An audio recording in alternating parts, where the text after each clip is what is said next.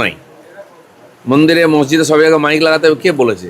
যখন এই ধর্মের কাজ শুরু হয়েছে, ভগবান এসছেন, প্রফেটরা এসেছেন, তখন থোড়াই না মাইক ছিল। তো সেই জন্য অন্যের ডিস্টার্ব না হয়, সেজন্য সাউন্ড কন্ট্রোলে থাকা উচিত। এটা সরকার বলেছে, সেটাই সবার মানা উচিত। ঠিকই বলেছে। উনি যেভাবে কথা বলেছেন, উনি তো মিথ্যে বলেননি। সেই যুগে সেই সময় তো মাইক ছিল না। এখন মাইকের প্রয়োজন হয়েছে, যার জন্য মাইক দরকার হয়েছে। দিলীপ ঘোষকে জানার দরকার ছিল তো।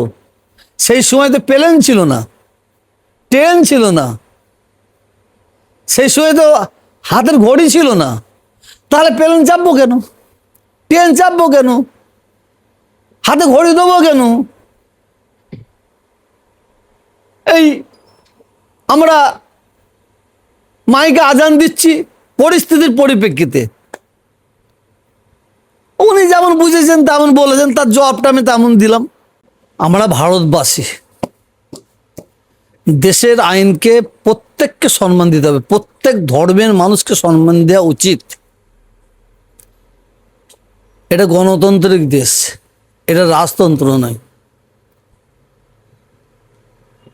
আমি বিশেষ করে প্রত্যেকটা মুসলিম ভাইদের বলবো, কোর্টের আইন অনুযায়ী মাইকের যে সাউন্ডের কথা বলা হয়েছে,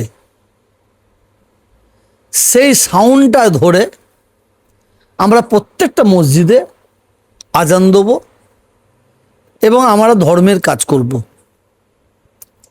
এই আইনটা শুধু মুসলমানদের জন্য নয়, ভারতবাসীর জন্য। মন্দিরে, মসজিদে, গির্জায়, গুরুদুয়ার, সবের জন্য আইন সমান। কোর্ট কোনো জায়গায় বলেনি যে মসজিদ থেকে মাইক নামিয়ে নেওয়া হোক। কোর্টের অর্ডার হচ্ছে মাইকের সাউন্ড কমিয়ে দেওয়া হোক। নিশ্চয়ই কোর্টের আইনটা আমরা ভারতবাসী হিসেবে আমাদের সবাইকে মানতে বাধ্য হতে হবে। কিন্তু আমরা লক্ষ্য করে দেখছি কিছু কিছু প্রশাসন, সব্যের দোষ দেবো না, তাঁরা মসজিদের ধারে গিয়ে প্রেসার দিয়ে মসজিদ থেকে মাইক নামিয়ে নেবার জন্য বলছে। আমি প্রত্যেকটা মসজিদ, মন্দির, গির্জা, গুরুদুয়ারের প্রত্যেকটা মানুষকে বলবো, মাইক আপনারা নামাবেন না। বিশেষ করে মুসলিম ভাইদের বলবো, আপনারা মাইক নামাবেন না, মাইকের সাউন্ড কমিয়ে দেন। কোর্টের বলা হয়েছে মাইকের সাউন্ড কমিয়ে দেওয়ার জন্য, মাইক নামিয়ে দেওয়ার জন্য বলা হয়নি। আমি কটা সোশ্যাল মিডিয়ায় দেখছিলাম এবং বড় ইলেকট্রনিক মিডিয়ায় দেখছিলাম,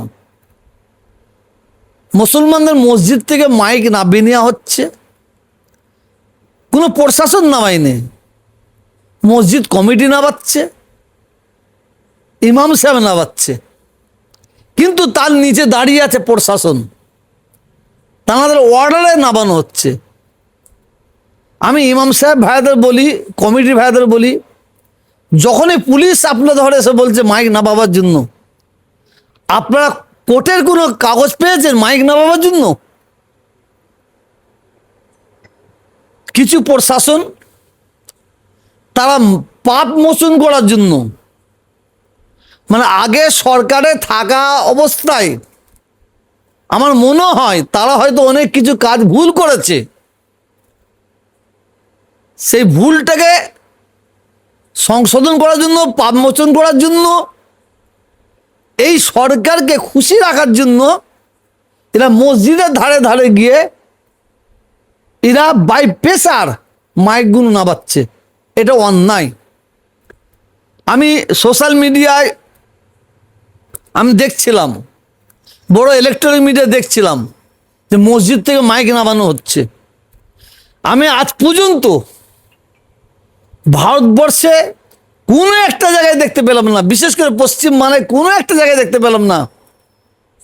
প্রচুর মন্দিরে মাইক আছে, গির্জায় মাইক আছে, গুরুদুয়ারা মাইক আছে,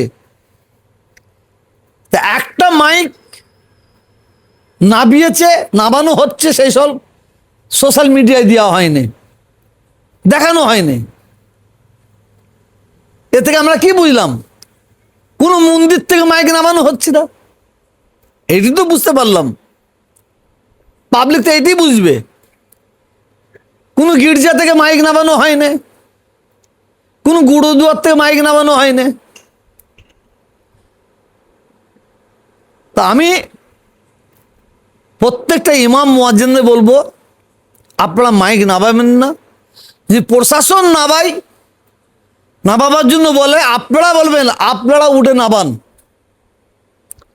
যখনই প্রশাসন উঠে নামাতে যাবে, মাইক নামাবে, আপনারা ভিডিও করুন, ভিডিও করে আইনের দ্বারস্থ হন, উকিলের সঙ্গে যোগাযোগ করুন।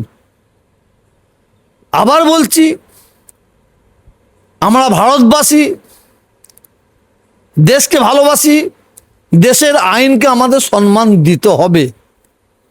তা বলে কোর্ট বলছে ধরে নিয়ে আসতে, আর প্রশাসন পুলিশ তাকে মেরে নিয়ে যাবে, এটা তো ঠিক নয়। কোর্টের জজ সাহেবের চেয়ে কিছু কিছু প্রশাসনের মানুষ জজের চেয়ে বড় নিজেরা আইন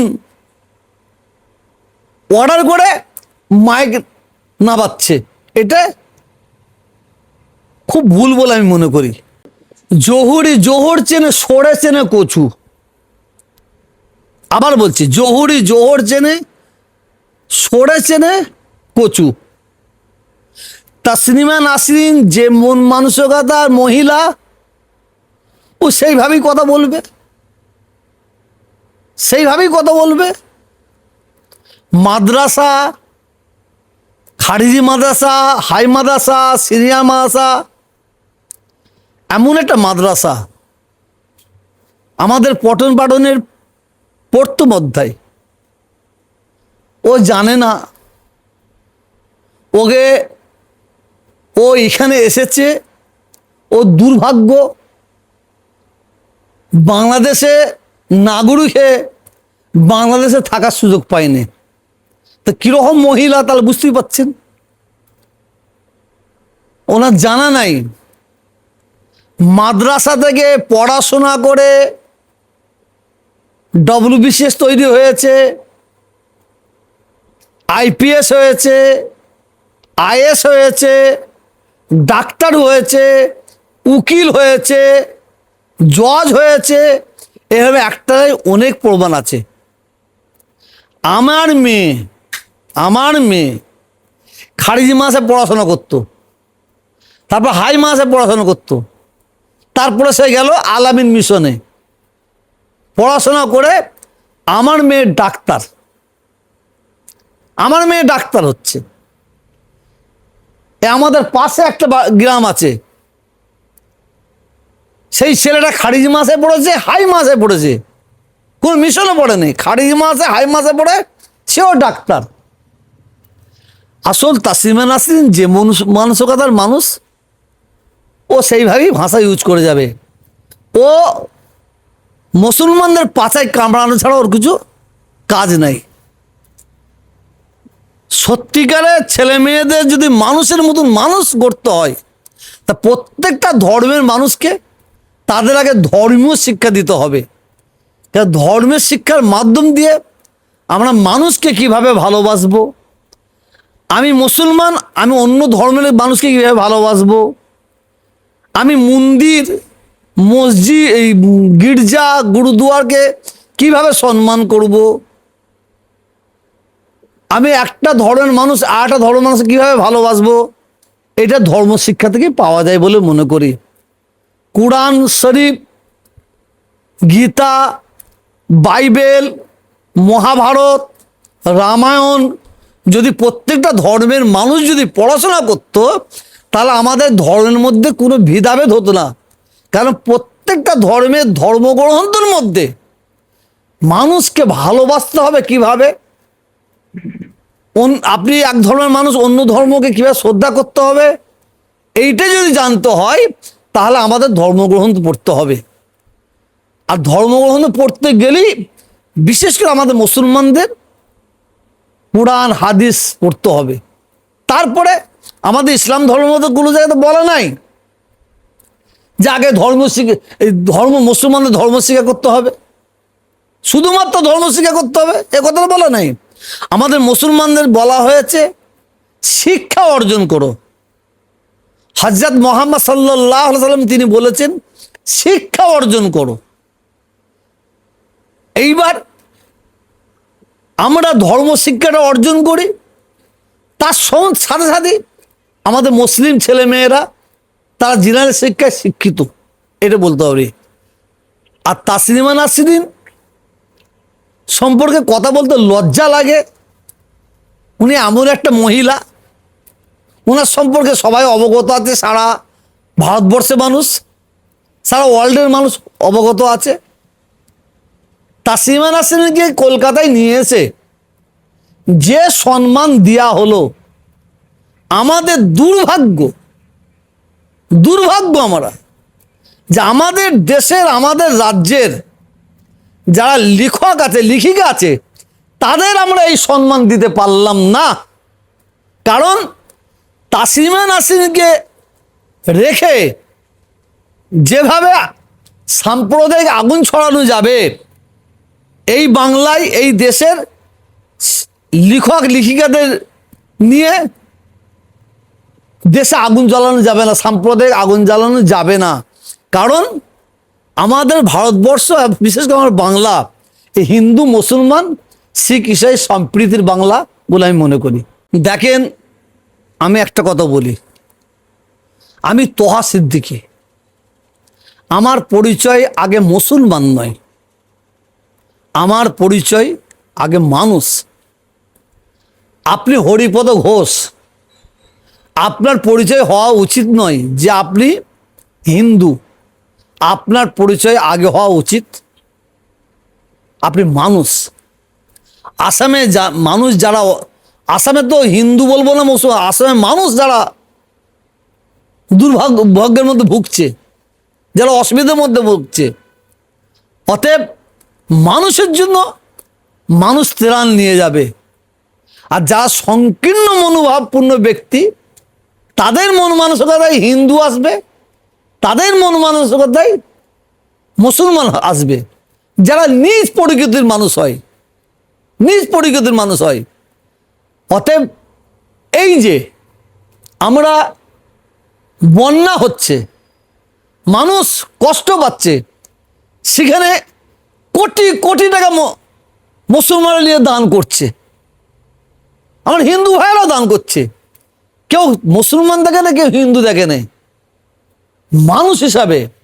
আর এই শিক্ষাটাই পেয়েছি আমরা, ইংরাজি বই থেকে পাইনি, ভূগোল থেকে পাইনি, বিজ্ঞান থেকে পাইনি, ইতিহাস থেকে পাইনি। এই শিক্ষাটা পেয়েছি ধর্মীয় শিক্ষা থেকে। মানুষকে ভালোবাসতে বলেছে, শুধু মানুষ নয়, ধর্ম, আমাদের ইসলাম ধর্ম মানুষকে শুধু নয়, জীবকে ভালোবাসতে বলেছে, শুধু মানুষকে নেই, একটা পশু তাকেও ভালোবাসতে বলেছে। আর এই ভালোবাসা কিভাবে শিখতে হবে, কিভাবে জানতে হবে, তার জন্য ধর্ম শিক্ষার প্রয়োজন আছে বলে আমি মনে করি। আসামে যারা কষ্ট পাচ্ছে তারা কেউ হিন্দু নেই, তারা কেউ মুসলমান নেই, তারা সবাই মানুষ, সবাই আমার ভাই, সবাই আমার বোন, সবাই আমার মা। শেষ কথা বলি, আমি আগেও বলেছি, আবার বলছি, যদি কেউ অন্যের ধর্মকে যদি ভালোবাসতে না পারে, সে কোনোদিনই নিজের ধর্মকে ভালোবাসতে পারবে না। যদি কেউ অন্যের ধর্মকে শ্রদ্ধা করতে না পারে, সে কোনোদিনই নিজের ধর্মকে শ্রদ্ধা করতে পারবে না। কিছু অসৎ চরিত্র রাজনীতির নেতা নেত্রী আছে, তারা ধর্মকে সামনে রেখে এই আমাদের হিন্দু মুসলমানের মধ্যে ভেদাভেদ লাগায়। কোন জায়গায় ভেদাভেদ লাগাবে জানি না, কিন্তু এই বাংলায় সাকসেস হবে না বলে আমি মনে করি।